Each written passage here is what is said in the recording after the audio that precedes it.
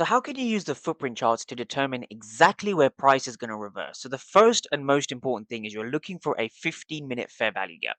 So in this case, we see price coming into a 15-minute fair value gap after a very, very rangy and unlikable New York session.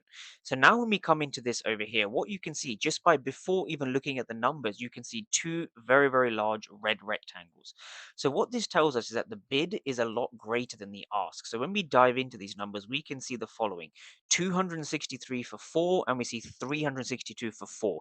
So what that means is that there's a very, very large difference between the buyers and the sellers. The bid volume is much greater than the ask volume, right? So the bid is much greater than the ask, which means there's a lot of aggressive sellers in this region. Despite that, we actually have a break above this over here. So when we go back to a regular candlestick chart, we're now understanding the same exact price action, but on the 5 minute time frame of a regular candle, right? So this is what we see. Prices come in and we've actually broken above this body. So what we can see is we can take a long from here, right? And the reason we can take a long from here is because this area was home to a lot of aggressive sellers, right?